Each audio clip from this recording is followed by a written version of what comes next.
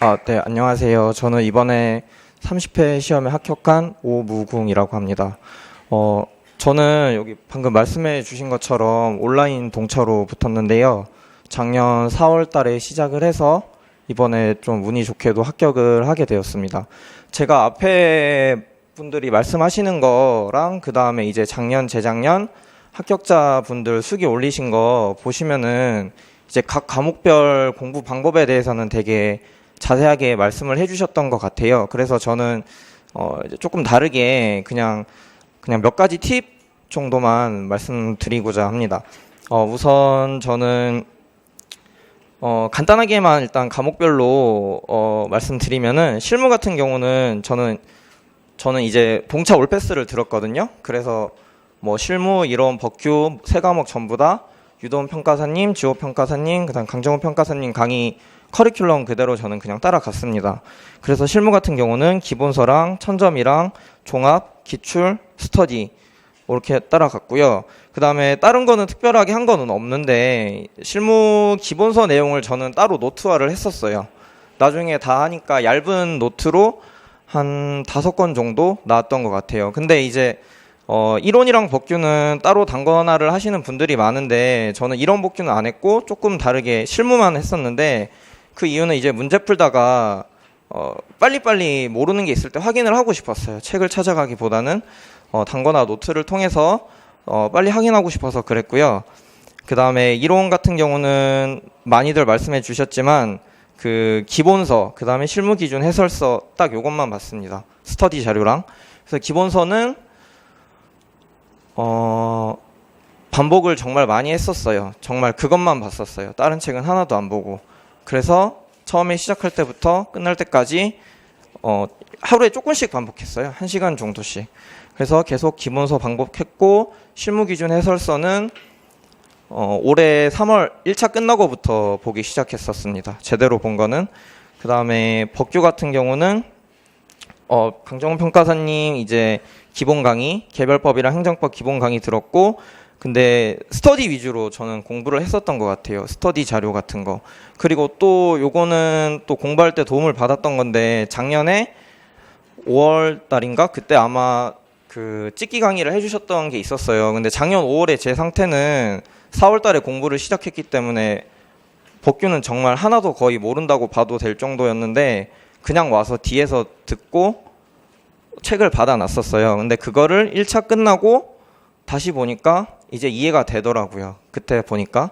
그래서 그런 자료들을 조금 잘 활용하시면 좋으실 것 같고 그래서 시리법 전부 다 저는 자료를 많이 확장하지는 않고 학원에 있는 자료들 위주로만 주로 공부를 했었습니다. 그리고 이제 수험 카페나 이런 데 보면은 짧게 단거나 정리된 저 같은 경우는 이제 행정법이랑 실무기준 해설서 딱 2개만 정리된 거 참고했었고요. 그다음 제가 말씀드리고 싶은 거는 이런 각 과목별 공부 방법도 공부 방법인데 저는 여기 동차로 하고 전업이라고는 돼 있지만 사실 전업은 아니었었어요. 그래서 시간이 남들보다 부족하다고는 생각했었어요. 그래서 어떻게 하면 조금 더 효율적으로 공부를 할까, 어떻게 하면은 그래도 합격 가능성을 높일까를 생각해 봤을 때 짜투리 시간 활용을 좀 잘 했다고 생각합니다. 예를 들면은 강정훈 평가사님이 이제 수업 중에 한번 그런 말씀하신 적이 있었어요. 녹음을 해서 자기 목소리를 자기가 들으면은 듣기 싫지만 기억에 오래 남는다는 말씀을 하신 적이 있으셨어요. 근데 저는 그래서 5월 달에 법규가 너무 어려워서 아무 내용도 모르는 상태에서 그냥 중요 판례 뽑아주신 것만 녹음을 다 땄어요. 그래서 지금 핸드폰에도 있는데 그렇게 하니까 6월 30일 때까지 하니까 한 200개 정도는 됐던 것 같아요. 그래서 그거를 이제 저는 출근을 하면서 한 20분 정도 걸리는데 매일 들었어요. 그러니까 판례는 저는 남들보다는 되게 자신 있게 쓸 수 있었어요. 그냥 2-3줄이 아니라 진짜 많이 쓰려면 7-8줄 이상도 쓸 수 있을 정도로 판례는 완벽하게 그렇게 조금 시간을 세이브해서 숙지를 했고요. 그 다음에 이제 조금 시간이 부족하다 보니까 밤 늦게까지 공부를 했는데 한 12시 반까지 공부를 했는데 오면서 이제 집에서 독서실 그 사이가 한 10분 15분 정도 되는데 그때 이거는 매일 한 건 아니고요.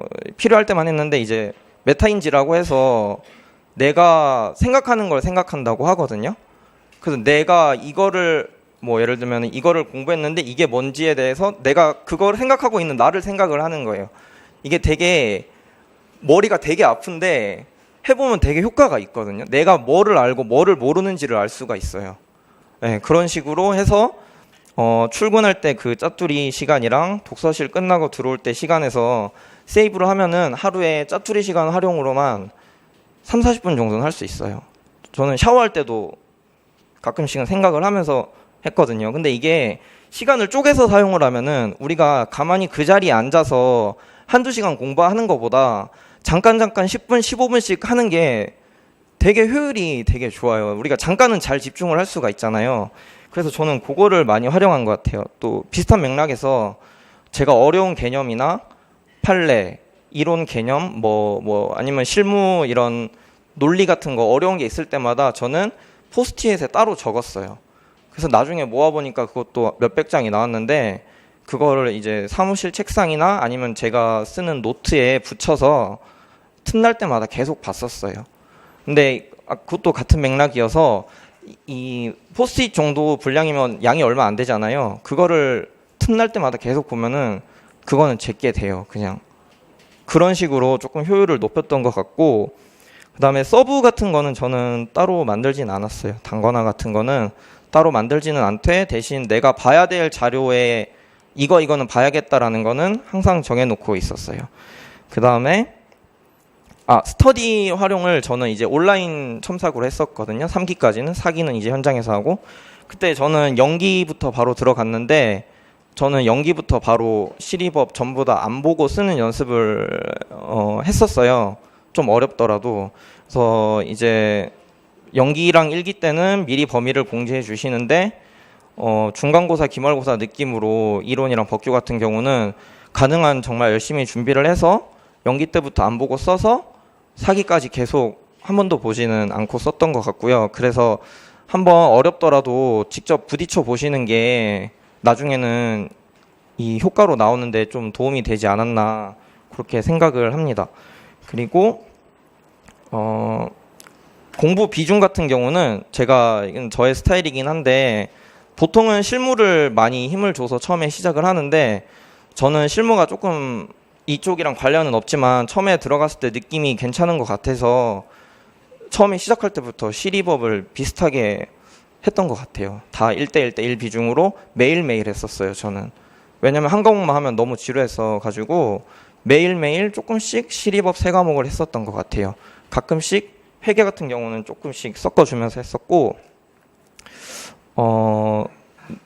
그렇게 했었던 것 같고, 그 다음에 1차 준비는 저는 조금 위험하게 해서 회계 빼고는 12월 중순 이후부터 시작을 했었어요. 근데 저 아까 또 말씀해 주신 것처럼 2달만 해도 된다, 이거는 정말 아닌 것 같더라고요. 해보니까 너무 스트레스를 많이 받아서.